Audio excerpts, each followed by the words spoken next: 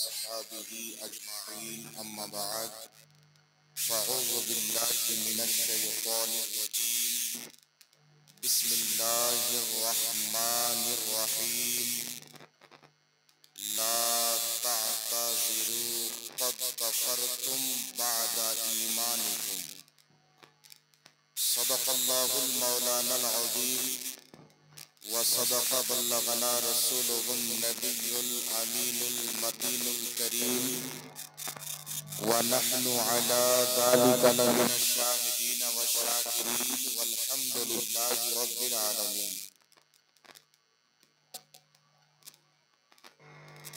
আলহামদুলিল্লাহ, সমস্ত তারিফ ও প্রশংসা গুণগান মহান রব্বুল আলামিন ওয়াহদাহু লা শরীকের জন্য, যে আল্লাহ ব্যতীত কেউ ইবাদতের যোগ্য নয়, যে আল্লাহ ব্যতীত কেউ সিজদা পাওয়ার যোগ্য নয়, যে মহান রব্বুল আলামিনের জাত ও সিফাতে কোন রকমের কোন শরীক বা অংশীদার নাই, যিনি জমিন আসমান পাহাড় পর্বত নদী নালা কুল কায়নাতের একমাত্র খালিক ও মাবুদ, যিনি 18,000 কমবেশ মখলুকাতের মধ্যে আমাদেরকে সর্বশ্রেষ্ঠ মখলুক বানিয়েছেন এবং সর্বশ্রেষ্ঠ নবীর উম্মত বানিয়েছেন।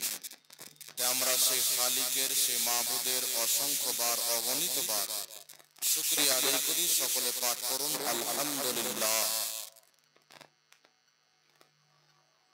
আল্লাহ তাবারাক ওয়া তাআলার হামদ ও সানার পর রসুল আকরাম নূরে মুজাসসাম সরওয়ারে দো আলম রহমাতুল লিল আলামিন শফিউল মুজনবিন আনিসুল গারিবিন মুরাদুল মুমিনিন মক্কার সরদার মদিনার তাজদার মা আমিনার লাল আব্দুল্লাহর নয়নতারা শাফাতের কান্ডারি রহমতের ভান্ডারি কাল কিয়ামতের কঠিন দিনে সুন্নি সহিহুল আকীদা মুসলমানদের শাফাআতকারী তাহা ওয়া ইয়াসিন সিরাজা মুনির বশীর ও নজির আহমদ মুজতবা জনাবে হযরতে মুহাম্মদুর রাসূলুল্লাহ সাল্লাল্লাহু তাআলা আলাইহি ওয়া আলিহি ওয়াসাল্লামের প্রতি অগণিতবার অসংখ্যবার দরুদ ও সালাম বর্ষিত হোক, গর্বিত হোক। সকলে বলুন আল্লাহুম্মা আমিন। উপস্থিত উলামায়ে কিরাম ওয়া তালবায়ে ইসলাম, হাজিরিনে মজলিস, ইসলাম দরদি ভাই ও বাবুজিরা, পর্দার আড়ালের মা ও বোনেরা, সকলকে আমার আন্তরিক সালাম ও শুভেচ্ছা জানিয়ে মহান রব্বুল আলামিনের মহান দরবারে তার মহান নবীর দোহাই দিয়ে দোয়া করি যেন আল্লাহ পাক আমাকে সঠিকভাবে বুঝাবার এবং সকলকে বুঝার তৌফিক দান করেন। সকল করুন আল্লাহুম্মা আমিন। तेरे गुलामों का नक्शे कदम है राहे खुदा, तेरे गुलामों का नक्शे कदम है राहे खुदा, वो क्या बहक सके जो ये सुराग लेके चले। सुभान अल्लाह, सुभान अल्लाह। वो क्या बहक सके जो ये सुराग लेके चले।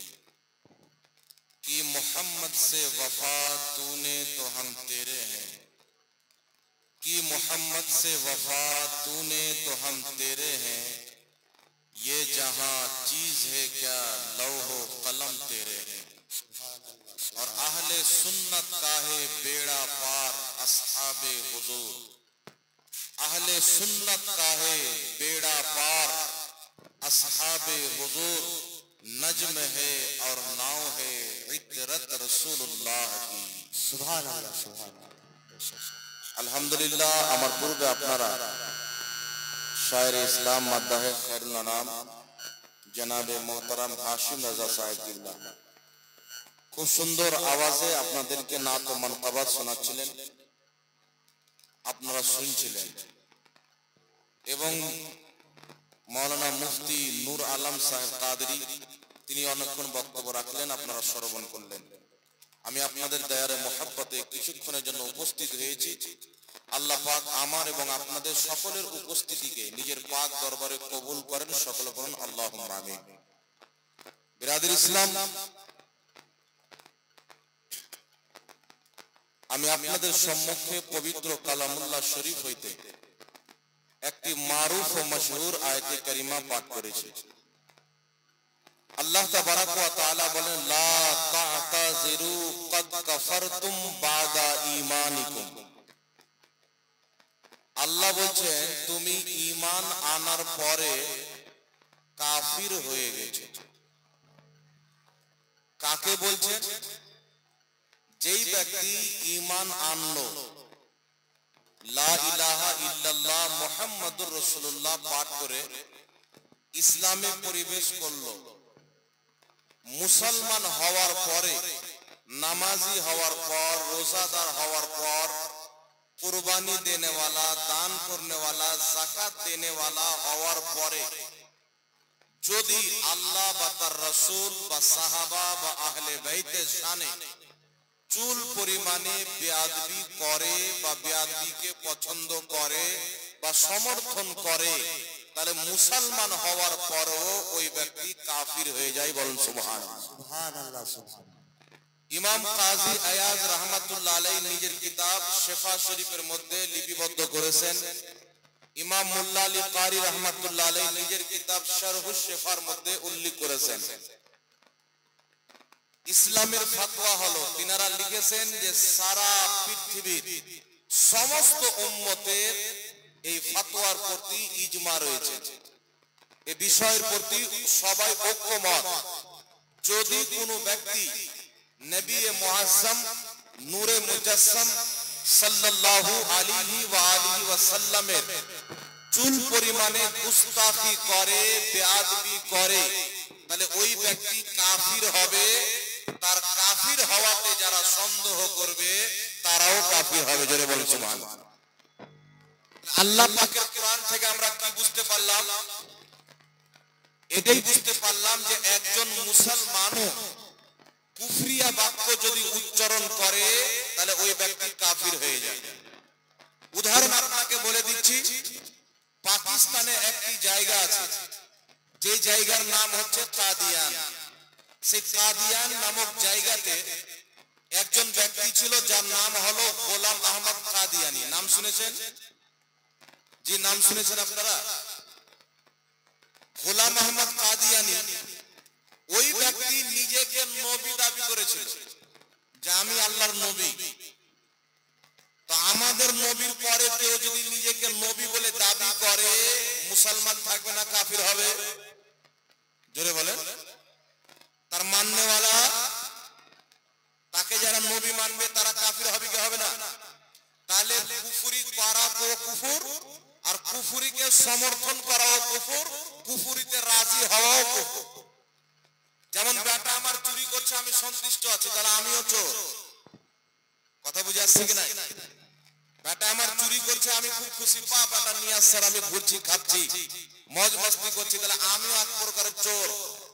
বেটা চুরি করতে যাচ্ছে, আমার সমর্থন আছে, আর টাকা আমি খাই না, তবুও আমি চোর। তো ভুল কাজকে যে ব্যক্তি সমর্থন করবে ওই ব্যক্তিকে ইসলামে ভুল বলা হয়েছে। আর আপনি যখন পবিত্র কোরআন পাঠ করবেন, এই পবিত্র কোরআন পাকের মধ্যে সূরা মুমিন পাওয়া যায়, আবার সূরা কাফিরুনও পাওয়া যায়। আর পুরো কোরআন পাকে আল্লাহ তাবারাক ওয়া তাআলা কাফিরকে কাফির বলে আখ্যায়িত করেছেন, মুমিনকে মুমিন বলে আখ্যায়িত করেছেন। অর্থাৎ আল্লাহ পাকের কোরআন আমাদেরকে শিক্ষা দিয়েছেন যে কিয়ামত পর্যন্ত কাফিরকে কাফির বলা, মুমিনকে মুমিন বলা, এটা হচ্ছে আল্লাহর কোরআনের বিধান। জোরে বলেন সুবহানাল্লাহ। এটা কার বিধান? আল্লাহর কোরআনের বিধান। এখন যদি কোনো মাওলানা সাহেব বেরিয়ে যায় আর বলে হুজুর কাউকে কাফির বলার দরকার নাই, কিছু মৌলভী বাবা ইউটিউবে আসে, আল্লাহ পাক এখন সবাইকে মোবাইল দান করেছে। এই যে মোবাইল, এই মোবাইল রাত্রে ঘুমাবে, খুলবে, দেখছে একটা মৌলভী এসে মাথাতে বহুত বড় ঘুমটা দিয়ে আছে, মনে হচ্ছে সুফি সাহেব লোক হবে, বক্তব্য শুনতে আরম্ভ করে দিল। কিন্তু ও যে কি প্রচার করছে এটা কিন্তু সাধারণ মানুষ বুঝছে না। তো এদের ঝালাস কিছু কিছু আমাদের টানাটান টিটিএস এলাকাতেও ঢুকে পড়ে। মানে কিছু লোকের ঈমান কমজোর হয়ে যায়। এই বলছে কি যে আপনার বাড়ির পাশে যদি কোনো হিন্দু বাস করে তাই তাকেও কাফির বলা যাবে না। তাই একজন হিন্দু ব্যক্তি যিনারা মূর্তির পূজা করে আল্লাহকে বাদ দিয়ে, অগ্নি পূজক, মূর্তি পূজক, পাথর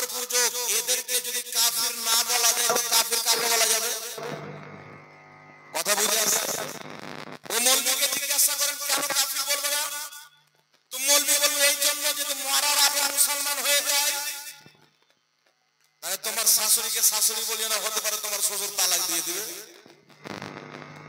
কি বলে? মাকে মা বলিও না, হতে পারে অন্য কারোর সাথে পালিয়ে যেতে পারে। তোমার স্ত্রীকে তোমার স্ত্রী বলিও না, হতে পারে তোমার কিছুদিন পরে তোমার কাছ থেকে তালাক নিয়ে অন্য কাউকে বিয়ে করে নিতে পারে। না কি বলেন? তো এইগুলো হচ্ছে জাহিল, যারা বক্তা সেজে মৌলবি সেজে মানুষকে পথভ্রষ্ট করে। ব্রাদার ইসলাম, আমাদেরকে দ্বীন বুঝতে হবে। আর দ্বীনের মধ্যে নবী পাক সাল্লাল্লাহু আলাইহি ওয়াসাল্লাম বলেন, মিশকাত শরীফ ঈমানের অধ্যায়ে হাদিস, রাসূল পাক বলছেন, বুনিয়াল ইসলাম আলা খামসিন, ইসলামের বুনিয়াদ, ইসলামের মূল, ইসলামের ভিত হচ্ছে পাঁচটি জিনিসের উপরে। কয়টি জিনিস? ইসলামের ভিত পাঁচটি জিনিসের উপরে। নবী পাক সাল্লাল্লাহু আলাইহি ওয়াসাল্লাম বলেন, সর্বপ্রথম হচ্ছে এই কথার সাক্ষী দেওয়া যে আল্লাহ ছাড়া কেউ ইবাদতের যোগ্য নয়, অর্থাৎ লা ইলাহা ইল্লাল্লাহ মুহাম্মাদুর রাসূলুল্লাহ সাল্লাল্লাহু আলাইহি ওয়াসাল্লাম। প্রথম। দ্বিতীয় নাম্বার চলে নামাজ, রোজা, হজ, যাকাত। প্রথম লা ইলাহা ইল্লাল্লাহ মুহাম্মাদুর রাসূলুল্লাহ, আল্লাহকে এক মানা। অর্থাৎ একজন ব্যক্তি যতক্ষণ পর্যন্ত আল্লাহকে এক না মানবে ততক্ষণ পর্যন্ত মুসলমান হবে না। নবী মুস্তাফাকে আল্লাহর নবী না মানবে ততক্ষণ পর্যন্ত মুসলমান হবে না। যেই ব্যক্তি লা ইলাহা ইল্লাল্লাহ ঠিক থাকবে, মুহাম্মদ রাসূলুল্লাহর প্রতি ঈমান ঠিক থাকবে, ওই ব্যক্তির উপরে চারটা জিনিস ফরজ হবে: নামাজ, রোজা, হজ, যাকাত। ঠিক না বেটি? জোরে বলেন। আপনাকে একটা উদাহরণ দিচ্ছি, শরীয়তের ফতোয়া হলো, একজন ব্যক্তিকে আল্লাহ পাক 60 বছর বয়স দান করেছেন। 60 বছর। ওই ব্যক্তি 40 বছর পর্যন্ত হালাতে কুফরিতে ছিলেন, অমুসলিম, ইহুদি বা খ্রিস্টান বা অন্য কোন ধর্মের ব্যক্তি। 40 বছর বয়সে ওই ব্যক্তিকে আল্লাহ হেদায়েত দিল। ওই ব্যক্তি চিন্তা করলো যে এখন আমি মুসলমান হব। তো 40 বছর বয়সে ইসলাম ধর্ম গ্রহণ করলো। তো শরীয়ত বলছে যেই 40 বছর সেই কুফরি অবস্থায় ছিল, সেই 40 বছরের নামাজ তাকে পড়তে হবে না, কারণ নামাজ কাফিরের উপরে ফরজ নাই। কথা বুঝে এসেছে? নামাজ বেদিনের উপরে ফরজ নাই, নামাজ কাফিরের উপরে ফরজ নাই। না নামাজ ফরজ, না রোজা ফরজ, না হজ যাকাত ফরজ। যেই ব্যক্তির ঈমান আছে ওই ব্যক্তির নামাজ আছে, যার ঈমান নাই তার নামাজ নাই। বলেন সুবহানাল্লাহ। এখানে আরেকটা কথা বুঝেন, একজন ব্যক্তি ঈমান নিয়ে আসলো, মুসলমান। ঈমান আনার পরে 40 বছর নামাজ পড়লো। 40 বছর নামাজ পড়ার পরে আল্লাহর নবীর শানে গুস্তাখি করলো, আর আল্লাহর শানে গুস্তাখি করলো। যেমন কিছু লোকের আকীদা, যেমন ওয়াহাবি মতবাদের আকীদা হলো আল্লাহ মিথ্যা বলতে পারে। তাহলে এটা আল্লাহর তাওহীদ হলো কি হলো না? জোরে বলতে হবে। আল্লাহ মিথ্যা বলতে পারে এইরকম আকীদা রাখা, এটা আল্লাহর তাওহীদ কি তাওহীদ না? আল্লাহ মিথ্যা থেকে পাক, কারণ মিথ্যা বলা হচ্ছে দোষ, মিথ্যা বলা হচ্ছে ভুল, মিথ্যা বলা হচ্ছে গুনাহ, মিথ্যা বলা হচ্ছে ত্রুটি। আর ত্রুটি থেকে আল্লাহ পাক, ভুল থেকে আল্লাহ পাক, গুনাহ থেকে আল্লাহ পাক। তাই মিথ্যা বলা থেকে আল্লাহ পাক। জোরে বলেন সুবহানাল্লাহ। তাই কেউ যদি 40 বছর নামাজ পড়ার পর, ঈমানদার থাকার পর, শুধু 40 বছর নয়, মরার একদিন আগে যদি বলে যে আল্লাহ মিথ্যা বলতে পারে কিন্তু বলে না, ওই ব্যক্তি কাফির হয়ে যাবে।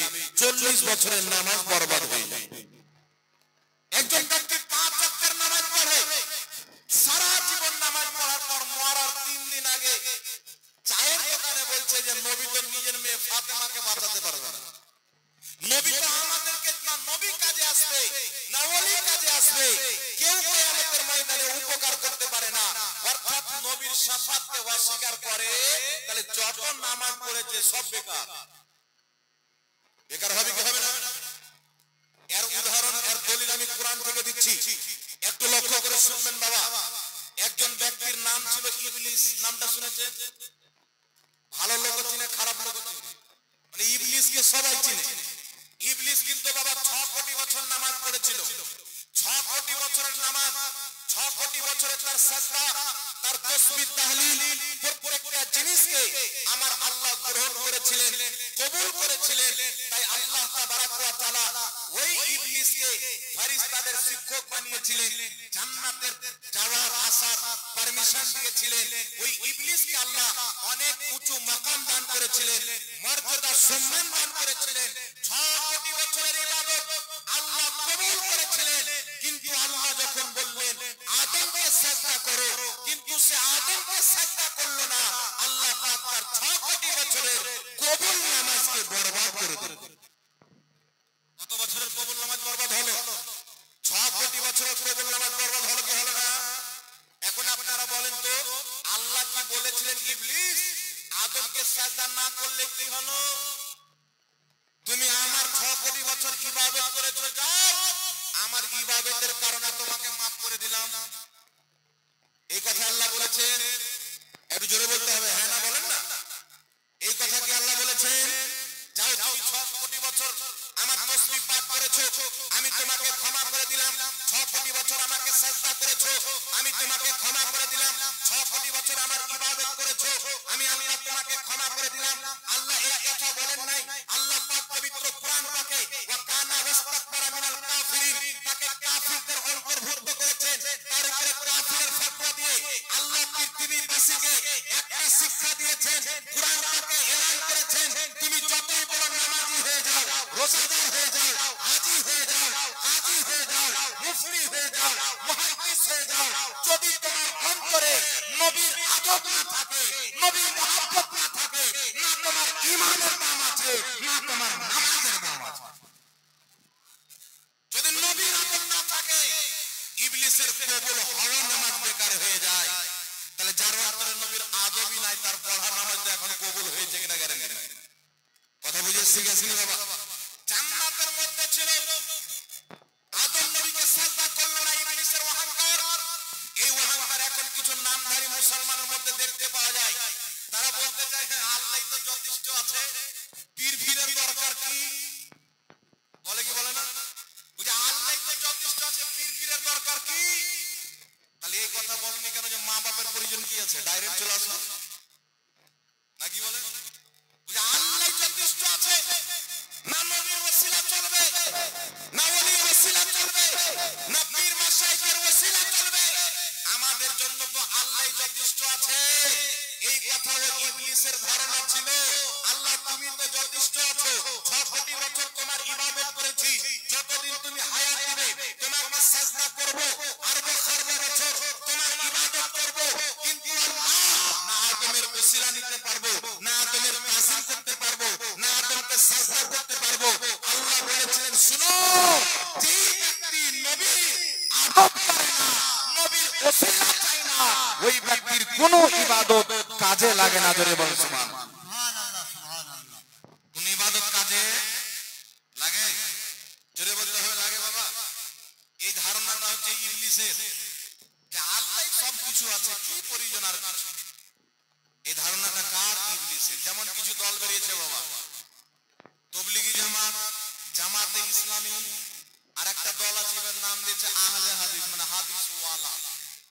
হাদিসের উপরে আমল করনেওয়ালা নয়, হাদিস ওয়ালা, মানে হাদিস কিনে বাক্সতে ভরে দেন বাস হাদিস। আর যারা হাদিসের উপরে আমল করে তারা আহলে হাদিস নয়, আহলে সুন্নাহ, নবীর হাদিসে আমল করনেওয়ালা। জোরে বলেন সুবহানাল্লাহ। তাই আমরা মানুষকে বলতে চাই, এক জামানা ছিল আল্লাহ তাবারক ওয়া তাআলার নিকটে ইবলিস তাওহীদকে অস্বীকার করেনি, আল্লাহর একত্ববাদীকে অস্বীকার করেনি। ফেরেশতারা একদিকে, ইবলিস একদিকে। ফেরেশতা বলল আল্লাহ তোমাকে সাজদা করেছি, তুমি যাকে সাজদা করতে বলবে তাকেও সাজদা করব, তোমার ইবাদত করি। তুমি যার সম্মান করতে বলবে তারও সম্মান করব। আর ইবলিস বলেছিল আল্লাহ শুধু তোমারই সম্মান করব, তোমারই তাজিম করব, তোমারই সাজদা করব, তোমারই ইবাদত করব। একদিকে ফেরেশতা আল্লাহ তোমার ইবাদত করি, তুমি যাকে যাকে মানতে বলবে তাকে তাকে মানব। ইবলিস বলছিল শুধু তোমাকে মানব। আল্লাহ বলেছিল যারা আমার নবীকেও মানে, আমাকেও মানে, তারা হলো জান্নাতি, যারা শুধু আমাকে মানে তারা হলো জাহান্নামী। বল সুবহানাল্লাহ। যারা বলে শুধু আল্লাহকে মানো তারা জাহান্নামী। কথা কিন্তু বাবা ইবলিস বলেছিল। কথা বুঝে এসেছে আপনাদের? তাই আমরা ইবলিসের মতো তাওহীদ মানব না, ফেরেশতার মতো। ইবলিস দেশি তাওহীদ চলবে না। তাওহীদ মানতে গেলে জিবরিল আমিনের মতন তাওহীদ মানতে হবে, মালাকুতি তাওহীদ মানতে হবে, ফেরেশতাদের মতন তাওহীদ মানতে হবে, যেখানে আল্লাহর মহব্বত থাকবে, আল্লাহর মহব্বতের নিচে নবীর মহব্বত থাকবে, তার নিচে সাহাবা আহলের মহব্বত থাকবে, আউলিয়া কিরামের মহব্বত থাকবে। শুধু এটা না, আল্লাহ মেনে নিলাম হয়ে গেলাম। আরে আল্লাহকে তখন মানা হবে যখন আল্লাহ যাদেরকে মানতে বলেছেন আপনি তাদেরকে মানবেন। আল্লাহ বলছেন অমুককে মানো, অমুককে মানো, আর আপনি বলছেন না মানবো না, তাহলে আল্লাহকে মানা হবে? একজন যুবক এসে বলছে, হুজুর আমি আমার বাপ মাকে খুব দেখি, আমার গ্রামে আমার মতন আমার বাপ মায়ের সেবা কেউ করে না। পরে খবর মিলছে যে বাপকে যখন অসুখ হয় তখন বাড়ি থেকে পালিয়ে যায়, মানে ওষুধ কিনে দিবে না, টাকা নাই, ইলাজ করে না, বাপকে নিয়ে যেতে হবে কলকাতা, কিন্তু বাড়িতে বসে পড়ে আছে, কলকাতা নিয়ে যেতে পারবে না। তাহলে ওর বাপকে মানা হলো? বাপের সম্মান করি কিন্তু বাপকে দানা দেবে না, আলাদা বিন্দু করে খাচ্ছি। মাকে মহব্বত করি, মায়ের সম্মান করি, কিন্তু মা অসুখ হয়ে গেলে ডক্টরের বাড়ি নিয়ে যায় না, বাবা জমি বিক্রি করে যায়। তাহলে বাপকে মাকে মানা হলো? কথা বলে মানা হলো? তাই বেরাদুল ইসলাম আহলে সুন্নাত ওয়াল জামাতের মতন তাওহীদ মানতে হবে, তবেই পাবেন জান্নাত। জোরে বলতে হবে সুবহানাল্লাহ। এবার চলে আসেন বেরাদুল ইসলাম, মহান রব্বুল আলামিন বলেন লা তা'তাযিরু কাদ কাফারতুম বাদা ঈমানিকুম, তুমি ঈমান নিয়ে আসার পরে কাফির হয়ে গেছো। এই কথাটা আল্লাহ কাকে বলেছিলেন? তাফসীরে নাসাফির মধ্যে উল্লেখ রয়েছে, হাদিস লিপিবদ্ধ রয়েছে। নবী পাক সাল্লাল্লাহু আলাইহি সাল্লামের জামানায় একজন সাহাবী উটনি হারিয়ে গেল। আমার আপনার নবী বললেন, তোমার উটনি অমুক জঙ্গলে রয়েছে। তো এই কথা শুনে একজন মুনাফিক বাইরে গিয়ে বলছে যে মুহাম্মদ সাল্লাল্লাহু আলাইহি সাল্লাম বলে অমুকের উটনি অমুক জায়গাতে রয়েছে, কিন্তু আমরা মুনাফিক তার ভেষ মুসলমান ভেষে তার ক্ষতি করছি, আমাদেরই খবর রাখে না। মুহাম্মদ কি গাইতে? মুহাম্মদ বলছে তোমার উটনি অমুক জায়গাতে আছে, অমুক জঙ্গলে আছে, তো মুহাম্মদ তো গায়েব জানে না। তো আল্লাহ বলছেন জিবরিল যাও, কারণ নবীর ইজ্জতের কথা আসলে আল্লাহ আয়াত নাযিল করতে বিলম্ব করেন না। যেখানে যেমন প্রয়োজন পড়ে আল্লাহ নিজের নবী মুস্তাফার সম্মানকে বয়ান করে জোরে বলে সুবহানাল্লাহ। আল্লাহ জিবরিল আমিনকে আয়াত দিয়ে পাঠালেন, ওয়ালা ইসাআতাহুম লা ইয়াকুলুনা ইন্নামা কুননা নাখুদু ওয়া নালআবু কুল আবিল্লাহি ওয়া আয়াতিহি ওয়া রাসূলিহি কুনতুম তাস্তাহজিউন। আল্লাহ বলছেন মাহবুব, তুমি তাদেরকে যদি জিজ্ঞাসা করো এই কথা কি বলেছো যে মুহাম্মদ গায়েব জানে না, তারা বলবে আমরা তো মাজাক করছিলাম, আমরা তো ঠাট্টা করছিলাম, আমরা তো এরকমই মাজাক করছিলাম। আল্লাহ বলছেন বাহানা করিও না, তোমরা কি আল্লাহর আয়াতকে ঠাট্টা করো, আল্লাহর নবীকে ঠাট্টা করো? বাহানা করিও না। লা তা'তাযিরু কাদ কাফারতুম বাদা ঈমানিকুম, তুমি তো ঈমান নিয়ে এসেছিলে, আমার নবীর ইলমে গায়বকে অস্বীকার করার কারণে কাফির হয়ে গেছে। ধরে বলেন সুবহানাল্লাহ। ঈমান আনার পরে কি বলল? নবী গায়ব জানে না, কুফরির ফতোয়া দিয়ে দিল আল্লাহ। তাহলে এই কুরআনের বিধান শুধু 1450 বছর পূর্বে ছিল না, কিয়ামত পর্যন্ত? কথা বলতে হবে। কুরআন পাকের বিধান শুধু 1500 বছর পূর্বে চলতো না, আজও চলে। কিয়ামত পর্যন্ত কুরআনের বিধান জারি থাকবে। কিয়ামত পর্যন্ত কোন ব্যক্তি যদি বলে নবী ইলমে গায়ব জানে না, ওর উপরে কুরআনের ফতোয়া কুফরের ফতোয়া লাগে। কারণ নবী আল্লাহর জানাতে গায়ব জানে। কথা বুঝে এসেছে কি আসে না? আল্লাহর জানাতে জানে, আল্লাহ যতটুকু জানিয়েছেন ততটুকু জানে, এই বিশ্বাস রাখতে হবে। আল্লাহ কতটুকু জানিয়েছেন, আল্লাহ তাবারাক ওয়া তাআলা আমার আপনার নবীকে প্রথম সৃষ্টি থেকে নিয়ে কিয়ামত পর্যন্ত জান্নাতীদের জান্নাতে, জাহান্নামীদের জাহান্নামে যাওয়া পর্যন্ত সমস্ত শিক্ষা আল্লাহ আমার নবীকে দান করেছেন। জোরে বলতে হবে সুবহানাল্লাহ। এবার আসেন বেরাদুল ইসলাম, আরেকটা কথা আপনাকে বলি, আল্লাহ পাকের কুরআন পৃথিবীতে আল্লাহ পাঠিয়েছেন মানুষকে হেদায়েত দেওয়ার জন্য। নাকি বলেন যে কুরআন পড়ে মানুষ হেদায়েত অর্জন করবে? আচ্ছা, দুনিয়াতে অনেক কিতাব আছে, সেই কিতাবের মধ্যে ভুল আছে। বুখারী শরীফের মধ্যে পর্যন্ত ভুল আছে। বুখারীর মধ্যে একটা হাদিস আছে, নবী পাক সাল্লাল্লাহু আলাইহি সাল্লামের স্ত্রী আম্মা জান আয়েশা বলেন, হুজুর আপনার ইন্তিকালের পরে সর্বপ্রথম আপনার কোন স্ত্রীর আপনার সাথে সাক্ষাৎ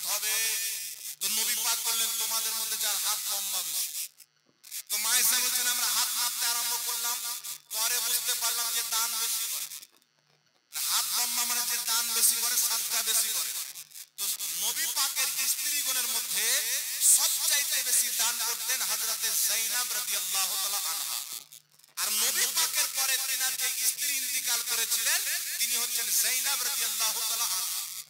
কথা বুঝেছেন? কিন্তু ইমাম বুখারী ওই বুখারী শরীফের হাদিসে হযরতে যায়েনবের নাম উল্লেখ না করে মিস্টেকে বা টাইপিং এ ভুল হয়ে থাকুক অন্য করে নাম ভরে দিয়েছে। এত যারা হাদিস বিশারদ হাদিসের সারা লিখেছেন তাশরীহ লিখেছেন তিনারা এই ভুলটা সংশোধন করে দিয়েছেন। কিন্তু একমাত্র কোরআন যেটা নির্ভুল কিতাব, জোরে বলতে হবে, একমাত্র কোরআন যার মধ্যে কোনো ভুল নাই, একমাত্র কোরআন যার মধ্যে কোনো ত্রুটি নাই, একমাত্র কোরআন যেই কোরআনটাকে সমুদ্রের তলার জ্ঞান আছে, সাত আকাশের জ্ঞান, সাত জমিনের জ্ঞান আছে, জোরে বলুন সুবহানাল্লাহ। কিন্তু আল্লাহ তাবারক ওয়া তাআলার কোরআন সবাই আমরা জানি হেদায়েতের জন্য। কোরআন যে পড়বে ঈমান তাজা হবে, কোরআন পাকে আমল করবে জান্নাতি হয়ে যাবে, আল্লাহর ওলি হয়ে যেতে পারে। এই পবিত্র কোরআন পাক মানুষকে হেদায়েত দিতে এসেছেন, কিন্তু আল্লাহ বলছেন কোরআন পড়ে হেদায়েতও পাবে গুমরাহ হবে। আল্লাহ বলছেন কোরআন পড়ে অনেক লোক হেদায়েত পাবে, অনেক লোক গুমরাহ হবে, এটা কোরআনেরই কথা। আমরা তো সবাই জানি কোরআন পড়ে হেদায়েত পাবে, ঠিক না বেঠিক? কিন্তু কোরআন পড়ে গুমরাহ হবে এটা বুঝতে পারলাম না। কিন্তু বাবা এই জামানাতে যারা আছেন তারা বুঝতে পেরেছে। এই জামানাতে আমরা বুঝতে পেরেছি যে কোরআন পড়ে কেন গুমরাহ হবে। এখন নতুন নতুন ফিরকার নতুন নতুন কোরআনের অনুবাদ। একটি দল বেরিয়েছে জামাতে ইসলামী নামে দল। এই দলটা একটি কোরআনের অনুবাদ করেছে। এই দলের প্রতিষ্ঠাতা হচ্ছে আবুল ওলা মওদুদী। এর নবী নিজের ফ্যাক্টরিতে তৈরি করত। আচ্ছা বলেন তো নবী তৈরি করা যায়? বিস্কিট তৈরি করা যায়, সাবুন তৈরি করা যায়, নবী তৈরি করা যায় না? আল্লাহর দেওয়া জিনিস, জোরে বলেন। এটা আল্লাহর পক্ষ থেকে আল্লাহ যাকে ইচ্ছা করেন নবী বানায়। আল্লাহ ছাড়া কেউ নবী বানাতে পারে না। কিন্তু মওদুদী বাড়িতে বসে নবী বানাতো। তার লেখা কিতাব তাকলিমাত প্রথম খণ্ড 42 নম্বর পৃষ্ঠা, পাকিস্তান কারাচির ছাপ। কিতাবটি আমার কাছে রয়েছে। লিখছে রাম, শঙ্কর, লক্ষ্মণ, এগুলো সব আল্লাহর নবী। বাড়িতে বসে আপনার দেওয়া ধর্ম নবী বানিয়ে দিল ফ্যাক্টরি। কাল কোনো গাঁজা খেলে এসে বলবে যে আমার একটা চাচা ছিল নবী পাকের জামানার পূর্বে, ও আর জামানার নবী ছিল, চলবে? জি, রাম, কৃষ্ণ, লক্ষ্মণ এরা সব আল্লাহর নবী। কি করে বুঝলে? বলছে এদের চরিত্র, এদের আখলাক যখন পড়ি তো নবীর মতো মনে হয়। চিন্তা করেন, আপনি গস পাকের আখলাক করেন, নবী পাকের এক চুল আখলাকের বিরুদ্ধে পাবেন না, সেম টু সেম নবীর আখলাকের। তাই কি গস পাককে আমরা নবী বলতে পারবো? জি। আর এই গাধা বলছে আর নবী আছে আবুল ওলা মওদুদী। একে খাড়ো কে করলো? এর বাড়ি হচ্ছে হায়দ্রাবাদ, জন্মস্থান হায়দ্রাবাদে, পরে পাকিস্তান গিয়েছিল পাঞ্জাবে। আল্লামা ইকবাল, ডক্টর ইকবাল তাকে ডেকেছিল। পাকিস্তানের পাঞ্জাবে বসবাস করতে করতে একটা দল তৈরি করলো। দলটার নাম হলো জামাতে ইসলামী। জামাতে ইসলামী দল তৈরি করে আস্তে আস্তে কিতাব লিখতে আরম্ভ করলো। তার কিছু আকীদা আপনাদেরকে গনিয়ে দিচ্ছি। তার আকীদা হচ্ছে যে নবীগণ মাসুম না। ইসলামের আকীদা হচ্ছে আল আম্বিয়াউ মাসুমুন, প্রত্যেক নবী মাসুম, অর্থাৎ নবীগণের দ্বারাই না ছোট গুনাহ হতে পারে না বড় গুনাহ হতে পারে। এখন আপনি বলবেন যে আদম আলাইহিস সালাম একটা ফল খেয়েছিলেন, আল্লাহ খেতে নিষেধ করেছিলেন, তাহলে এটা গুনাহ হলো না? না, এটা গুনাহ না। এটা হচ্ছে খাতাই ইজতিহাদি। মুজতাহিদ যখন ইজতিহাদ করে কুরআন সুন্নাহ থেকে কোনো মাসলা বের করে বা কোনো কাজ করে, কাজটা যদি সঠিক হয় 2 নেকি পাবে, ভুল যদি হয় 1 নেকি পাবে। এটা মুজতাহিদ। তো আদম আলাইহিস সালামের ওটা খাতাই ইজতিহাদি ছিল, অত কোনো গুনাহ নয়। আমরা যদি ভুল করি, একজন গাড়ি চালাচ্ছে ভুল করে দেয়, 10টা লোকের উপরে চাপকে দেয়, তো মার্ডার হয়ে যাবে। আপনি যদি ভুল করেন তো মার্ডার হয়ে যেতে পারে, ঈমানও চলে যেতে পারে। কিন্তু আদম আলাইহিস সালাম একটা খাতায় ইজতিহাদি করেছে, সারা দুনিয়া আবাদ হয়ে গেছে, বলুন সুবহানাল্লাহ। একটা খাতায় ইজতিহাদির কারণে ওই আদমের সন্তান নূহ আলাইহিস সালাম, ইব্রাহিম আলাইহিস সালাম, আমার নবী, আপনার নবী, আপনি আমি আজকে যে এখানে আছি আদম আলাইহিস সালামের ফল খাওয়ার কারণে। ফল যদি না খেতেন জান্নাত থেকে বের হতো, তাহলে ওটা কোন ভুল ছিল? এটা আমার আপনার ব্রেন আসবে না। তাই নবীগণ মাসুম আকীদা রাখতে হবে। কিন্তু আবুল ওলা মওদুদী নিজের সাওয়ালাত কিতাবের মধ্যে কি লিখছেন, স্পষ্ট ভাবে নিজের রিসালার মধ্যে লিখতেছে যে মুসা আলাইহিস সালাম কবিরা গুনাহ করেছেন। মুসা আলাইহিস সালাম কবিরা গুনাহ করেছেন, মানে বড় গুনাহ করেছেন। এটা হচ্ছে আবুল ওলা মওদুদীর মত।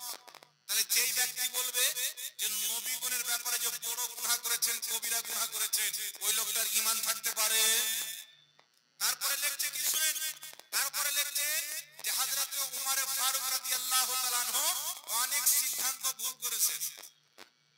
লিখছে খলিফায়ে রাশিদিন যারা নবীর খলিফা, তাদের আদেশ গ্রহণ করা যাবে না। কিন্তু আমার আপনার নবী বলছেন আলাইকুম বিসুন্নতি ওয়া সুন্নাতি খুলফায়ে রাশিদিন আল মাহদী, আমার সুন্নাত আমার খলিফাদের সুন্নাত তোমাদের জন্য জরুরি ধরে বলেছেন। নবী বলছেন আমার সুন্নাত মানো, আমার খলিফাদের সুন্নাত মানো।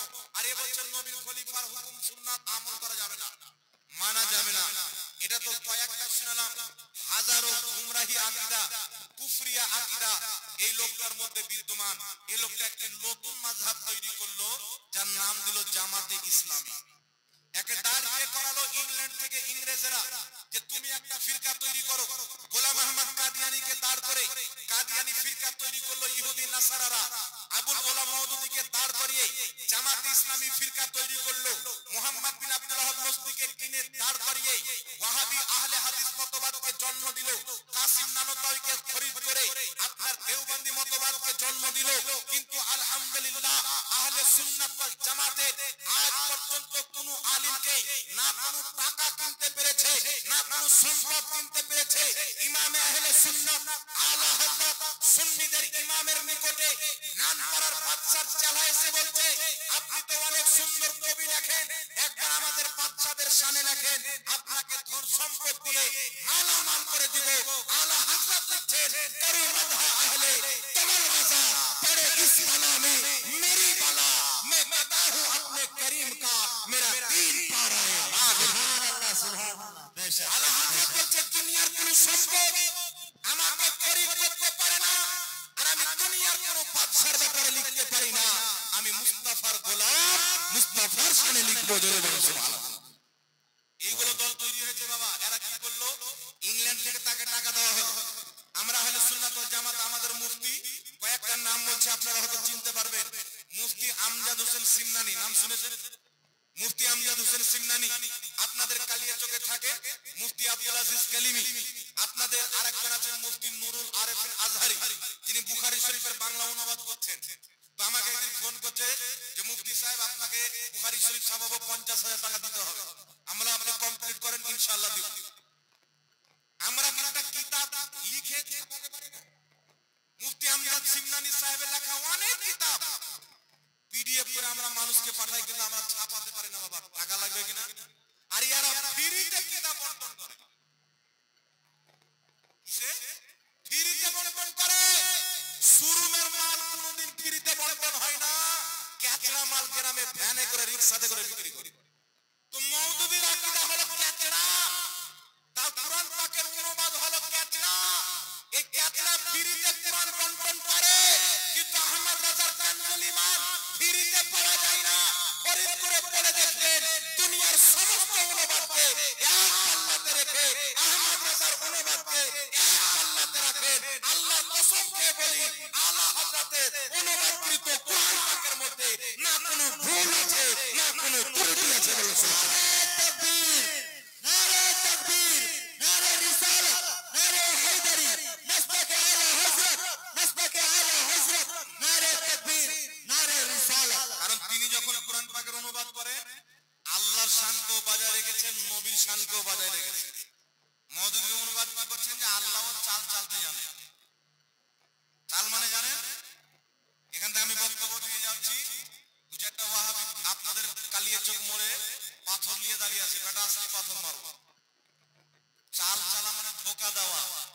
মওদুদী অনুবাদ করছে যে আল্লাহ মানুষের চাইতে বেশি ধোকা দিতে পারে। নাউজুবিল্লাহ বললেন না?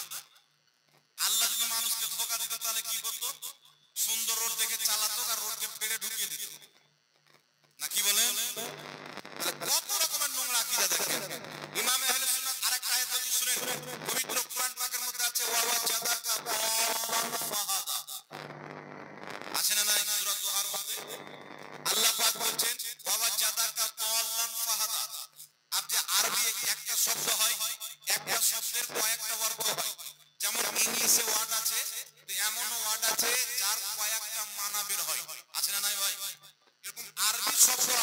একটা শব্দের অর্থ অনেক রকম হয়। তো ওয়াবা জাদাকা দাল্লান ওয়াহাবি অনুবাদ করছে, হে নবী আপনাকে পথ ভ্রষ্ট পেলাম তো আমি আল্লাহ হেদায়েত দিলাম। আবুল আলা মওদুদি বলছেন আপনাকে রাস্তা থেকে একটু ইদিক উদিক পেলাম তো আপনাকে রাস্তা দেখিয়ে দিলাম। মানে বিভিন্ন রকম অনুবাদ করেছে যে আমাদের নবী রাস্তা চিনত না, পথ ভ্রষ্ট ছিল, বিভিন্ন রকমের অনুবাদ। কিন্তু আমাদের সুন্নি জামাতের ইমাম আলা হযরত অনুবাদ করছেন, হে নবী আপনাকে সিও মোহব্বতে আত্মহারা পেলাম, নিজের দিকে রাস্তা দিয়ে দিলাম। কত সুন্দর অনুবাদ। আর এর তরজমা করছেন নবী আপনাকে পথ ভ্রষ্ট পেলাম। তো নবী যদি পথ ভ্রষ্ট থাকে দুনিয়াকে হেদায়েত কে দিবে? তোর আব্বা। নবী যদি পথ ভ্রষ্ট থাকে তো হেদায়েত কে দিবে বাবা? উনি তো জগৎকে হেদায়েত দিতে এসেছেন। তাই আমার নবী বলছেন বইস্তু মুআল্লিমান, আমি পৃথিবীর শিক্ষক হয়ে দুনিয়াতে এসেছি। আরে আমরা দুনিয়াতে এসে স্কুলে গিয়ে শিক্ষা মাদ্রাসাতে গিয়ে শিক্ষা অর্জন করি, ইউনিভার্সিটিতে গিয়ে শিক্ষা অর্জন করি, কিন্তু একমাত্র মা আমিনার লাল আব্দুল্লাহর নয়নতারা মুহাম্মদ রাসূলুল্লাহ পৃথিবীর কোন শিক্ষা প্রতিষ্ঠানে শিক্ষা অর্জন করেননি, স্বয়ং আল্লাহ শিখিয়েছেন। জোরে বলে সুবহানাল্লাহ। সুবহানাল্লাহ। উনি হচ্ছেন আল্লাহর ছাত্র, আল্লাহর বান্দা। তাহলে যেই ব্যক্তিকে আল্লাহ পড়িয়েছেন, আল্লাহর পড়াতে কোনো ত্রুটি আছে? ওয়াহাবি বলছে আছে। কি আছে? বলছে নবী লিখতে জানতো না, পড়তে জানতো। মানে আল্লাহ তো সব শিখিয়েছে কিন্তু লিখতে পড়তে শিখায়নি, এই ত্রুটিটা ধরা আছে। এটা মানতে পারেন? একজন ব্যক্তি মুফতি নুরুল আলম কাদরি ভাইয়ের মাদ্রাসায় একটা ছেলে দিল হুজুর পড়ান, মৌলবীর পাগড়ি দিয়ে পাঠাচ্ছে। মুফতি নুরুল আলম ভাই বলছেন যে আপনার ছেলেকে সব শিখিয়েছি, উযু করা শিখাইনি। তাহলে লোকটা কি বলে মৌলবীর পাগড়ি পেয়ে গেল, উযু করতে জানে না। মাথা খারাপ কি খারাপ না বলবে কিন্তু। তো আমার আল্লাহ আমার নবীকে শিখিয়েছেন, পড়তেও শিখিয়েছেন, লিখতেও শিখিয়েছেন। কুরআন পাকের একটি আয়াত আছে, মাহবুব এর আগে আপনি লেখেননি, এর আগে আপনি পড়েননি। এর আগে আপনি লেখেননি, এর আগে আপনি পড়েননি। আর এরা বলছে লিখতে জানতো না, পড়তে জানতো না। দুটার মধ্যে আসমান জমিন তফাৎ আছে না নাই বাবা? জোরে বলে তফাৎ আছে না নাই? তাই আমাদের আর ওয়াহাবিদের মতবাদ হচ্ছে আকীদাকে নিয়ে। আমাদের কিছু লোক এদের বক্তব্য শুনছে। একটা লোক আপনাদের কালিয়াচক থেকে ফোন করেছে, একটা যুবক ছেলে বলছে হুজুর আমি কালিয়াচক থেকে বলছি, কি বলছো বলো? তো বলছে হুজুর এই 40 চার মরা মানুষের নামে খাওয়া দাওয়া করানো বলে হারাম। আমি তোর বাড়ি কোথায় রে? বলে কালিয়াচক। আমি তুই তো ওই খেয়ে মানুষ হয়েছিস, তো হারাম কেন বলছিস? বলে একটা মৌলবি শুনলাম তো দিমাগটাতে একটা খটকা মারলো, তো ভাবলাম আপনাকে ফোন করে ক্লিয়ার করে দিই। তো এরকম কিছু লোক আছে বাবা যে এদের বক্তব্য শুনে 40 করা হারাম, দলিল কি ওর আব্বা জানে? আপনি লক্ষ্য করবেন ওয়াহাবিরা হারাম বলে, দলিল নাই। হারাম বলার দলিল নাই, অথচ শরীয়ত বলছে কোন জিনিসকে হারাম বলতে গেলে কুরআন পাকের অকাট্য দলিল লাগবে বা হাদিসে মুতাওয়াতির লাগবে। আরে বলছে অমুক হারাম, দলিল নাই। বলছে মরা মানুষের নামে খাওয়া দাওয়া করানো হারাম। দাওয়াত দেন তো ভাদর মাসের কুকুরের মতো এসে খাবে। হারাম বলে কিন্তু আপনি দাওয়াত দেন তো গপ গপ করে খাবে। একজন ওয়াহাবি আমাকে এসে বলছে হুজুর মরা গরু কি আর চারা খায়? মানে গরু মরে যাওয়ার পর ওর মুখে যদি ঘাস দেন তো খাবে। তো মানুষের উদাহরণ দিচ্ছে মরা গরুর সাথে। আমি বললাম এ তো সাধারণ, এতে ভালো করে বুঝবে না। আমি ওকে বললাম মরা গরুর চারা খায় না, আপনার বাপ মা মরলে গরু হয়ে যায়, ছাগল হয়ে যায়, খাই না। আমাদের বাপ মরলে বাপ থাকে, মা মরলে মা থাকে, আমাদের চারা খাই তাই আমরা করি। কথা বুঝে এসছে বাবা? সিনাপুরে বলছে আমরা 40 চাহারত করি না, আমরাও তো করি না, কিন্তু গরু মরলে ছাগল মরলে, গরু ছাগল মরলে 40 চাহারত হয়, মানুষ মরলে কেন হয়? সাহাবায়ে কেরামের জামানে গরু মরেছে, ছাগল মরেছে, এই সালে সওয়াব হয়নি, মানুষ মরেছে এই সালে সওয়াব হয়েছে। একটু জোরে বলতে হবে সুবহানাল্লাহ। তো সাহাবায়ে কেরামের জামানায় গরু মরলো, ছাগল মরলো, এই সালে সওয়াব হলো না। আর আপনারা করেন না, তো আপনাদের মানুষ গরু ছাগল থাকলে করিয়েন না। সাহাবার মানুষ মরেছে তো করেছেন। আপনাদের সম্মুখে কয়েকটি দলিল দিচ্ছে বাবা, লক্ষ্য করে শুনবেন। এই বিষয়টা একটু ক্লিয়ার করে দিই, মানুষের ব্রেনে ঘুম ঢুকে যায়। একটা লোক আছে, ওর বেটির বিয়ে দিয়েছে ওয়াহাবির বাড়ি। আচ্ছা বেটিকে যার বাড়িতে বিয়ে দিবেন তার মতন হতে কিন্তু টাইম লাগবে না। মানে শ্বশুর শাশুড়ি দেওর ভাসুর সব ওর কানে লাগা থাকবে, আর টাইম থাকবে। তো একটা মাস্টার বিয়ে দিয়েছে তার মেয়ের ওয়াহাবির বাড়িতে। মাস্টারের স্ত্রী ইন্তেকাল করে যায় 5-6 বছর পর। মেয়ে ফোন করে বলছে, আব্বা 40 চাহরম যদি করো মা ডাইরেক্ট জাহান্নামে যাবে। মাস্টার ডরে গেল, বাপ রে, আমার স্ত্রী জাহান্নামে চলে যাবে, এই বেটা 40 চাহরম করলো না। বুঝতে পারছেন? মানে জান্নাত জাহান্নামের বাড়িতে তৈরি করছে, যেমন আবুল ওলামা মওদুদী নবী তৈরি করছে। এই 40 চাহরম খাওয়া যাবে না। অনেক নবী বলছে সুয়ার চাইতেও হারাম।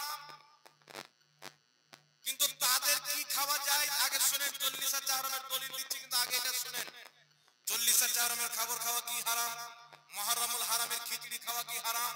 জশ্নে ঈদ মিলাদুন নবীর বিরিয়ানি খাওয়া কি হারাম? শাবে বারাতের হালুয়া খাওয়া কি হারাম? আচ্ছা ওয়াহাবি ভাই, সব তো হারাম, তোমাদের হালাল জিনিস খুলি। ওয়াহাবিদের গুরু ওয়াহিদুস সামা নিজের কিতাব হাদিয়াতুল মাহদির 65 নাম্বার পৃষ্ঠার মধ্যে লিখছে, গরু, ছাগল, মুরগা, মুরগি, যত রকম পশু পাখির মাংস খাওয়া হালাল, এদের পেশাব পাখানা পবিত্র হালাল। লে বেটা, মুরগা সুন্নিরা খাবে, তোরা খা।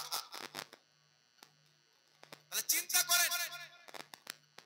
শুধু তাই নয়, এটা একটা ভদ্র সভা মা বোনেরা আছে। আল্লাহ তাবারাক ওয়া তাআলা আমাদের শরীরের মধ্যে অনেক কিছু দিয়েছে। পেশাব করলে ধুয়ে নিলে পাক হয়ে যায়, ঠিক না? পাখানা করলে ধুয়ে নিলে পাক হয়ে যায়। কিন্তু কোন ব্যক্তি যদি স্বপ্ন দোষ হয়ে যায়, তাহলে গোসল ফরজ হবে কি হবে না? স্বপ্ন যদি গোসল ফরজ হয়, স্বপ্ন দোষ হয়, ওটাও রক্ত। সেই রক্তটা পাক না না পাক? ওয়াহাবি মোল্লা বলছে পাক। আমার মোবাইলে ভিডিও আছে, তাদের কিতাব আছে হাদিয়াতুল মাহদি, স্পষ্ট ভাবে লেখা আছে মানুষের মানি বীর্য পাক। একজন প্রশ্ন করছে, হুজুর পাক, তাহলে পাক জিনিস তো খাওয়া হালাল বলছে, আপনার ইচ্ছে হলো খান। সত্য কথা বলছে, আপনাকে মজাক নাই। তাহলে এদের ব্রেন আপনি চিন্তা করেন। হালুয়া খাওয়া নবীর সুন্নাত। ইবনে মাজাহ শরীফের হাদিস, বাবুল হালওয়া। মায়েশা বলছেন, ক্বালাত আয়েশা সিদ্দিকা রাদিয়াল্লাহু তাআলা আনহা, কানা নবী সাল্লাল্লাহু আলাইহি ওয়াসাল্লাম ইউহিব্বুল হালওয়া ওয়াল আসালা। মায়েশা বলছেন, নবী পাক সাল্লাল্লাহু আলাইহি ওয়াসাল্লাম খাদ্যের মধ্যে সবচাইতে বেশি হালওয়া খেতে ভালোবাসতেন। জোরে বলুন সুবহানাল্লাহ। নবী হালুয়া খেতে ভালোবাসতেন। আমরা সুন্নিরা শাবে বারাতে খাই, ঈদের দিন খাই, অন্য দিনে খাই, কারণ এটা নবীর পছন্দ খাবার, সুন্নাত। আর এই নবীর হালুয়াকে বলছে হারাম, আর মুরগির গুকে বলছে পাক। তাহলে চিন্তা করছেন বাবা? তাহলে এদের ফাতওয়া না লাকওয়া? একটু জোরে বলেন, এদের ফাতওয়া না লাকওয়া? জি, আপনাকে বলবো মাজারের খাসি খাওয়া হারাম, আর ফাতওয়া দিচ্ছে মন্দিরের প্রসাদ খাওয়া যায়। তো মাজারওয়ালাদের মাধ্যমে আমরা ইসলাম পেয়েছি, আমরা তো তাদের দরবারে খাবো। ওরা মন্দিরওয়ালাদের মাধ্যমে ইসলাম পেয়েছে, ওরা ওদের খাবে। এবার লক্ষ্য করে শুনুন বাবা, একটু আমার দিকে ধ্যান দেন, আমার দিকে ধ্যান দেন। আমরা মৃত্যু ব্যক্তির নামে 4 দিনে হোক 40 দিনে হোক ইসালে সওয়াব করি কি করি না? একটু জোরে বলতে হবে। ইসালে সওয়াব করি কি করি না? ইসালে সওয়াবে কি করা হয়? 40টা যদি করা হয়, মানুষকে দাওয়াত দিয়ে খাওয়া দাওয়ার ব্যবস্থা করা হয়, একটি কাজ। মানুষকে ডেকে কোরআন খতম করা হয়, দুটি কাজ। কলমা কুলখানি করা হয়, তাসবিহ তাহলিল করা হয়, তিনটি কাজ আমরা ওখানে করি। আর একটি হচ্ছে দোয়া, 4টি কাজ করি কি করি না? এই 4টি কাজ 4 দিনে করলে চাহারম বলা হয়, 40 দিনে করলে আমরা 40 বলি। কেউ যদি 5 দিনে করে নো প্রবলেম, কেউ যদি 6 দিনে করে নো প্রবলেম, কেউ যদি 41 দিনে করে কোনো প্রবলেম নয়। আপনার যেই দিন ইচ্ছা সেই দিন করেন। সারা বছর করেন, 2 বছর পর করেন, 5 বছর পর করেন, কোনো সমস্যা নাই। কিন্তু ইসালে সওয়াব করেন, আপনার মৃত্যু পিতা, মৃত্যু মাতা নিজের কবরে শান্তি পাবে। জোরে বলুন সুবহানাল্লাহ। এইবার একটু লক্ষ্য করে শুনেন ব্রাদার ইসলাম, ইসালে সওয়াব আসলো কোথায় থেকে? আমার আপনার নবী সাল্লাল্লাহু আলাইহি ওয়াসাল্লাম কি বলেছেন এই সম্পর্কে? আমি কটা বললাম? 4টা। মৃত্যু ব্যক্তির পক্ষ থেকে কোরআন তেলাওয়াত করা, তাসবিহ তাহলিল পাঠ করা, মানুষের খাওয়া দাওয়ার ব্যবস্থা করা, দোয়া খায়ের করা। এই 4টি জিনিস করা হয়। এখন এই 4টি জিনিস নবী মুস্তাফার হাদিস অনুযায়ী যদি বৈধ থাকে চলবে, বৈধ না থাকলে চলবে না। ঠিক না বেঠিক? জোরে বলতে হবে। কিন্তু এমন বৈধ যে কিয়ামত পর্যন্ত কেউ অবৈধ প্রমাণ করতে পারবে না। সর্বপ্রথম আপনাদের সম্মুখে দলিল দিব মৃত্যু ব্যক্তির পক্ষ থেকে কোরআন তেলাওয়াত করা যাবে কিনা। আমার দিকে একটু লক্ষ্য করে শুনেন। একজন ওয়াহাবীর সাথে আমার কথা হলো, সেই বলছে মৃত্যু ব্যক্তির পক্ষ থেকে কোরআন তেলাওয়াত করা যাবে না, হারাম বা নাজায়েজ বিভিন্ন রকমের ফতোয়া দিল। আমি তাকে দলিল দিলাম, উঠাও পবিত্র কোরআন, উঠাও হাদিস শরীফ। সর্বপ্রথম দলিল দিলাম মাজমাউস যাওয়াইদের মধ্যে হাদিস। মাজমাউস যাওয়াইদের মধ্যে হাদিস কি? নবী পাক সাল্লাল্লাহু আলাইহি ওয়াসাল্লামের সাহাবী তাবী হযরত লদওয়াদ রাহমাতুল্লাহ আলাইহি, ইনি হচ্ছেন তাবী, ইনার বাপ হচ্ছেন সাহাবী। তিনার বাপ ইন্তিকালের পূর্বে নিজের ছেলে তাবেঈ লদওয়াদ রাহমাতুল্লাহ আলাইহিকে বলছে, বেটা আমি যখন মারা যাব আমাকে কবরস্থ করার পর আমার কবরের পায়ের দিকে সূরা বাকারার প্রথম অংশ পাঠ করবে, মাথার দিকে শেষ অংশ পাঠ করবে। আর জোরে বলতে হবে সুবহানাল্লাহ। সাহাবী নিজের সন্তানকে কি বলছেন? যে আমার কবরের পাশে কোরআন তেলাওয়াত করবে, এই রকম বলতে আমি আমার নবীকে শুনেছি। মানে মৃত্যু ব্যক্তির জন্য কোরআন তেলাওয়াত করা সাহাবী আমার নবী থেকে দলিল পেয়েছে। একটু জোরে বলতে হবে সুবহানাল্লাহ। তারপর শুনেন, ইমাম জালালউদ্দিন সিয়ুতী রাহমাতুল্লাহ আলাইহি নিজের কিতাব শারহুস সুদুরের মধ্যে লিখতেন, কি লিখতেছেন? তিনি বলছেন আনসার সাহাবায়ে কিরাম যারা নবী পাকের সহযোগিতা করেছিলেন, দ্বীনের সহযোগিতা করেছিলেন, তিনাদের জামানায় যদি কোনো ব্যক্তি মারা যেত, তিনারা ওই মৃত্যু ব্যক্তির কবরের পাশে গিয়ে কোরআন তেলাওয়াত করত। জোরে বলতে হবে সুবহানাল্লাহ। শুধু তাই নয়, নবী পাক সাল্লাল্লাহু আলাইহি সাল্লামের সহিহ হাদিস, নবী পাক বলছেন তোমরা মৃত্যু ব্যক্তির জন্য সূরা ইয়াসিন তেলাওয়াত করো, তোমরা মৃত্যু ব্যক্তির জন্য সূরা মুলক তেলাওয়াত করো। আমার নবীর বিভিন্ন হাদিস রয়েছে। তাই এই সমস্ত হাদিসকে একত্রিত করে বড় বড় ইসলামিক বিজ্ঞানগণ, ফুকাহায়ে কেরাম, মুহাদ্দিসিনে কেরাম ফতোয়া কি দিয়েছেন? বিশ্ববিখ্যাত ফকিহ ইমাম ইবনে কুদামা রাহমাতুল্লাহ আলাইহি নিজের কিতাব আল মুগনি, সৌদি আরব থেকে ছাপানো আলহামদুলিল্লাহ কিতাবটি আমি কিনেছি।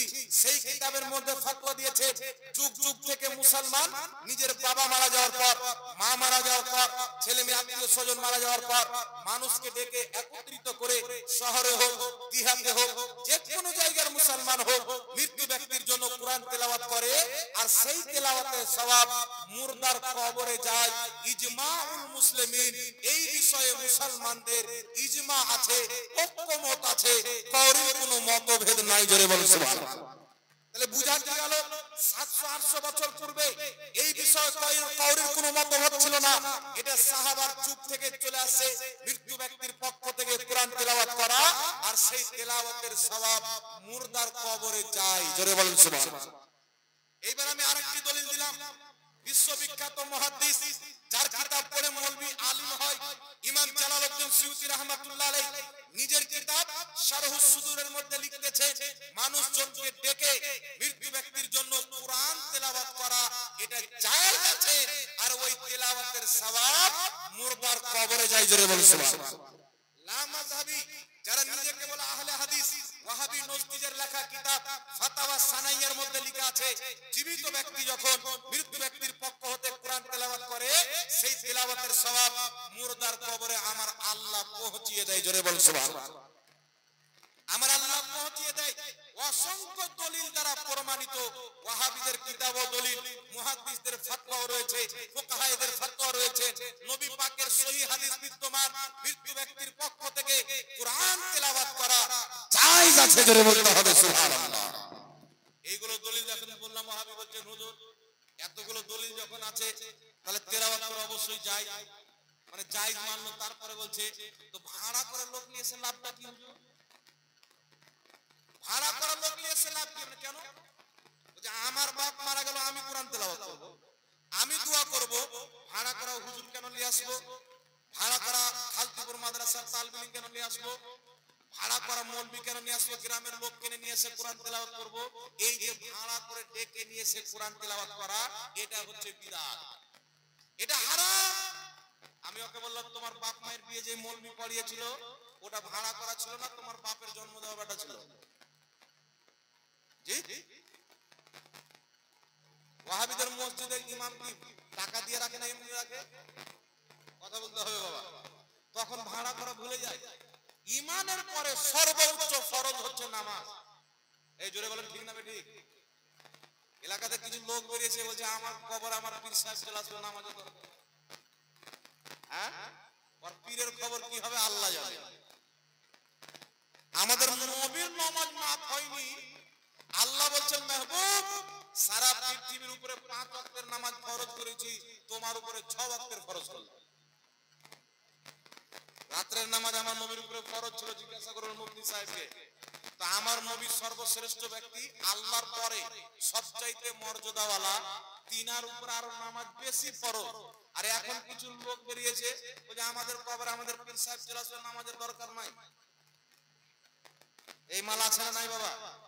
যে পীরের কি খবর হবে, তোর কি খবর হবে? মর আগে মইরা দেখ, তারপর বুঝতে পারবি। আবু বকর সিদ্দিকের জুতোর ধুলার সামান নয় আজকের কোন পীর। আমার নবীর কদমের ধুলার যা সম্মান, আজকের কোন পীরের অত সম্মান নাই। পীর ধরা শরীয়তে হারাম নয়, পীরের মুরিদ হওয়া সুন্নাত চাই, হতে হবে। কিন্তু পীরের মুরিদ হলে নামাজ মাফ হয়ে যায়, কোথায় পেল? এ ভণ্ড কি ভণ্ড না বাবা? জোরে বলতে হবে। যেই মৌলবি বলছে আমাদের কবরে আমাদের পীর আসবে, ওই মৌলবির জালসা শোনাটাই হচ্ছে হারাম। ওকে তওবা করতে হবে, কালেমা পড়ে মুসলমান হতে হবে, নচেত ওই মৌলবির বক্তব্য শোনা যাবে না। কারণ কোন মুসলমানের কবরে না কোন পীর আসবে, না কোন সাহাবী আসবে, না কোন সাহাবী আসবে, না কোন আপনার ওলি আসবে। মুসলমানদের কবরে আসবে তো তাদের রাসূল মুহাম্মদুর রাসূলুল্লাহ আসবে। বলেন নবী আসবে আমাদের কবরে। আপনার পীর মারা গেলে পীরের কবরে নবী যাবে। আমার পীর ইন্তিকাল করেছেন, আমার পীরের কবরে নবী গেছেন। নবী সবারই কবরে আসবে, কিন্তু কোন মুরিদের কবরে কোন পীর আসবে শরীয়তে দলিল নাই।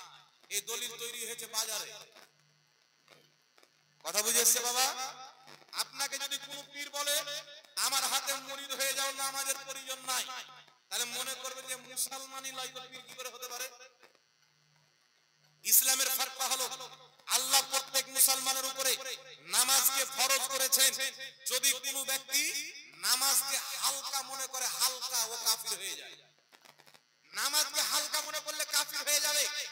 নামাজকে ফরজ না মনে করলে কাফির হয়ে যাবে। নামাজকে হাকির মনে করলে কাফির হয়ে যাবে। কোন ব্যক্তি যদি বলে নামাজ আল্লাহ ফরজ করলে পড়লেও হবে, না পড়লেও হবে, ও কাফির আর বউতালা। তাহলে কোন পীর যদি বলে আমার মুরিদ হয়ে যাও, নামাজ লাগবে না, ও তো পাক্কা কাফির। ওর স্ত্রীটাও ওর স্ত্রী নাই, তাহলে ওর হাতে মুরিদ হওয়া যাবে? আর আশা করি কেউ যদি পীর থাকে এরকম কথা বলবে না। এগুলো মুরিদরা ভাসিয়ে দেয়, কিছু মুরিদ ভাসিয়ে দেয়, আরে মুরিদ হয়ে যাও আর নামাজের দরকার পড়ে না। খবরদার মুসলমান, একজন মুসলমানের কোন অবস্থায় কোন হালাতে নামাজ মাপ নাই। জোরে বলতে হবে সুবহানাল্লাহ। সুবহানাল্লাহ। মাপ আছে? কারা কারা বলছেন মাপ আছে? হাত উঠান দেখি। কওরির মাপ নাই, ঠিক না বে ঠিক? জোরে বলতে হবে। নামাজ পড়া লাগবে কি লাগবে না বাবা? তো নামাজ হচ্ছে ঈমানের পরে সর্বোচ্চ ফরজ, ঠিক না বে ঠিক? আপনি পীরের মুরিদ হন, মুরিদ হওয়া কোরআন থেকে প্রমাণিত। পবিত্র কোরআন সূরাতুল ফাতহা আয়াত নাম্বার 10, সাহাবা আমার নবীর হাতে বাইত হয়েছে। সূরাতুল মুমতাহিনা আয়াত নাম্বার 12, সাহাবায়ে কেরামের স্ত্রীরা পর্দার আড়াল থেকে নবীর কাছে বাইত গ্রহণ করেছেন। নবী পাকের ইন্তিকালের পর বুখারীতে হাদিস, মুসলিমে হাদিস, অনেক কিতাবে হাদিস রয়েছে। কেউ আবু বকর সিদ্দিকের কাছে মুরিদ হয়েছে, কেউ হযরত ওমর ফারুকের কাছে মুরিদ হয়েছে। তিনাদের পরে কারবালার মাটিতে ইমামে হুসেনের হাতে অনেক লোক বাইত গ্রহণ করেছেন, অনেক আবার ইয়াজিদের হাতে বাইত গ্রহণ করেছেন। মানে ইয়াজিদ ছিল ভণ্ড পীর, হুসেন ছিল অরিজিনাল পীর। জোরে বলেন না সুবহানাল্লাহ। সুবহানাল্লাহ। ইয়াজিদি পীর মানা যাবে না, হুসাইনি পীর ছাড়া যাবে না। জোরে বলছেন। শাহ ওলিউল্লাহ মুহাদ্দিস দেহলভী রাহমাতুল্লাহ আলাইহি নিজের রিসালার মধ্যে লিখেছেন, মুরিদ হওয়া হচ্ছে সুন্নাত। বিশ্ববিখ্যাত ফতোয়ার কিতাব ফাতাওয়া তাজুশ শরিয়ার মধ্যে লেখা আছে মুরিদ হওয়া সুন্নাতে কাদিমা মুস্তামিরা। তাই বিরাদর ইসলাম, মুরিদ হওয়া সুন্নাত, অবশ্যই নবীর সুন্নাতকে ছাড়বেন না, মুরিদ হবে। কিন্তু বিরাদর ইসলাম একটা কথা মনে রাখতে হবে, পানি পিও ছানকে পীর পাকড়ো পেহচান। পীরের নামে মার্কেট গরম হয়েছে, বাজার গরম হয়েছে, আছে না নাই? পাঞ্জাবে একটা জায়গাতে গেলাম, আমাদের ভারতের পাঞ্জাবে একটা পীর আছে, এরকম বড় বড় পালা পায়, আর কানে ওই যে মা বোনরা দেয় কি বলে, রিং না কি বলে, কানবালি, কানের দুল, তো এত বড় চুল লটকা আছে মনে হচ্ছে ট্রাক্টরের পিছনকার চাকা খুলে টায়ার হটিয়ে আর রিং লাগিয়ে দিয়েছে। আর ও আবার পীর, কথা বুঝেছে বাবা? কিছু পীর আছে লোক পাও মেলে দিয়েছে, লে বেটা সাজদা করার যা। তো কোন পীর যদি মুরিদকে সাজদা করায় ও পীর?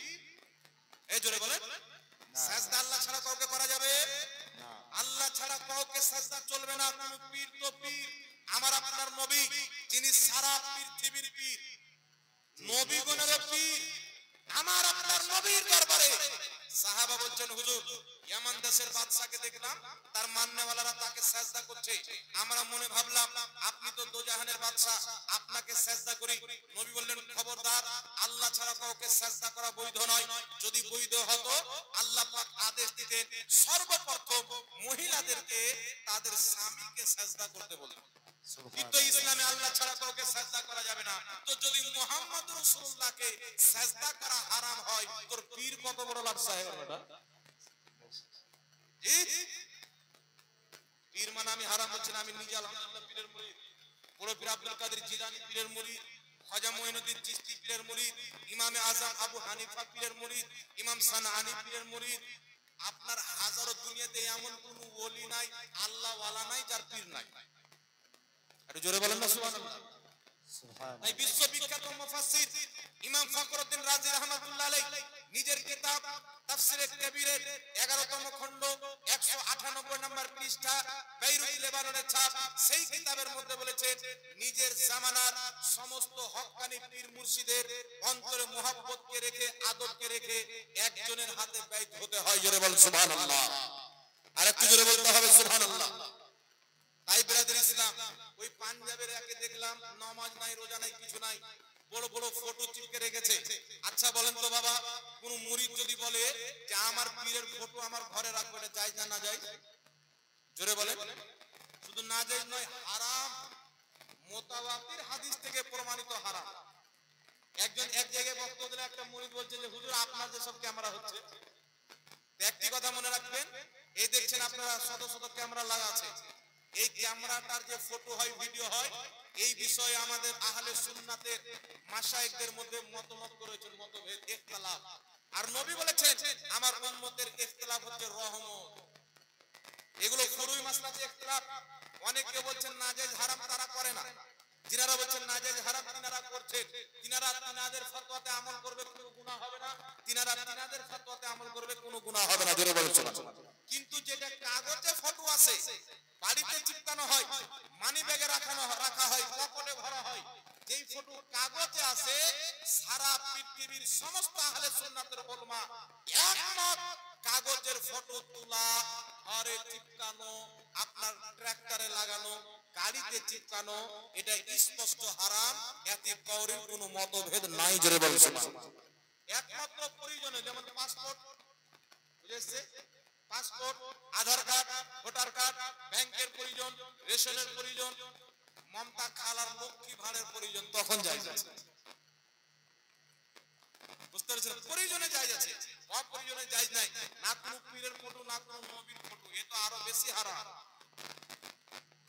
কোন ব্যক্তি যদি নামাজের বাইরে হারাম কাজ করে হারাম, আর নামাজের ভিতরে করলে আরো বেশি হারাম হবে কি হবে না? ভালো জায়গাতে গিয়ে হারাম কাজ। তাহলে যেমন এই যে আপনার এবার হজ হলো, আলহামদুলিল্লাহ আপনাদের দোয়াতে আমরা আমাদের আব্বা মাকে হজ করতে পাঠিয়েছি, এখন আছে 18 তারিখে বোম্বে ফ্লাইটে নামলাম। তো হজ করতে গিয়ে একটা ভিডিও দেখলাম, একজন পাঠিয়েছে আমাকে, এই হজ করতে গিয়ে হাজিরা সব বসে আছে আর 4টা লোক পাত্তা খেয়েছে, তাস। এই আল্লাহর কসম আমি দেখে দিয়েছি, ওই জায়গাতে গিয়ে পাত্তা খেলছে। তাহলে ভারতে খেলছিল, গুনাহ কি গুনাহ না? আর ওই রকম আরবের মতন মাটিতে গিয়ে খেলছে, তাহলে আরো বেশি গুনাহ হবে কি হবে না বাবা? জি, গুনাহ কবিরা হবে কি হবে না? তাহলে চিন্তা করেন মুসলমানের অবস্থা কি হবে। তাই ব্রাদার ইসলাম, বুঝে সুঝে কাজ করতে হবে, পীর অবশ্যই মানতে হবে। ইমাম যাহাবী রাহমাতুল্লাহ আলাইহি তারিখে ইসলাম কিতাবের মধ্যে সহিহ সনদে হাদিস নিয়েছেন, হযরতে আব্দুল্লাহ ইবনে উমর রাদিয়াল্লাহু তাআলা আনহুমা মারফু সূত্রে বর্ণনা করছেন যে একজন পীর তার মুরিদের কাছে এমন যেমন নবী তার উম্মতের কাছে। জোরে বলেন সুবহানাল্লাহ।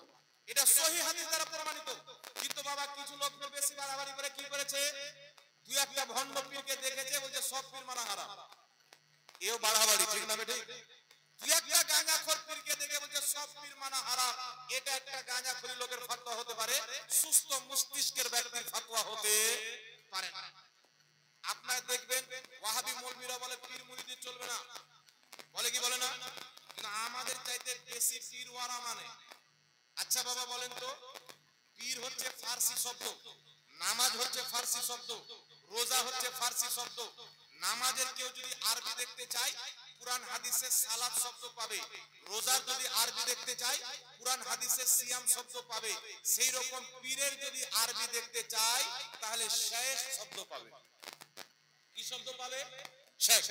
একটা উদাহরণ আপনাদেরকে দিই, জ্ঞানী গুণী লোক আপনারা বসে আছেন, মুফতি নূর আলম সাহেব কাদরি বড় ভাই আমার ফতোয়া দিচ্ছেন যে পানি পান করা যায়, ওয়াটার পান করা হারাম। তাহলে মসজিদে আপনারা রাখবেন, বলবেন যে আমাদের মৌলবি পাগলা হয়েছে রে, এ মৌলবি আর চলবে না, চেঞ্জ কর, নাকি বলেন? আর যদি বলে যে পানি পান করা হারাম, ওয়াটার পান করা যায়, তাহলে মানুষ মনে করে আর ব্রেন টাল হয়েছে, বাঙালি থাকার যোগ্য নয়, একে ঝাড়খণ্ডের রাঁচি নিয়ে যায়। আর রাঁচিতেও যদি না হয়, ভারতের সবচাইতে বড় পাগলাখানা আগ্রাতে নিয়ে যায়। উত্তরপ্রদেশে বলে না, আগ্রাতে নিয়ে যাও, নাকি বলে? তো এইরকম হচ্ছে ওয়াহাবিদের অবস্থা। সুন্নি রেখে বলে পীর পীর পূজারি। আচ্ছা পীর মানা যদি পীর পূজারি হয়, ও তো বাপ মাকেও মানে, তাহলে ওরা বাপ পূজারি হলো না, কি বলে? মানলে কি পূজা করা হয় বাবা? ধরে বলে মানা আলাদা, পূজা আলাদা। ওরা আমাদেরকে বলে পীর মানা চলবে না, অমুক ধুমুক 1200 বলে ফতোয়া দেয়, কিন্তু ওরা নিজের প্রত্যেকটা মৌলবীর নামের আগে বলে শেখ। মানে ওদের সব মৌলবী পীর, গাঁজাখোর হোক, মাতাল হোক, অসুবিধা হোক, পেট ফেল হোক, যেমন মৌলবী হোক, সবারই নামের আগে বলবে শেখ। নারে তাকবীর, দাঁড়িয়ে যান, দাঁড়িয়ে যান। নারে তাকবীর, নারে তাকবীর।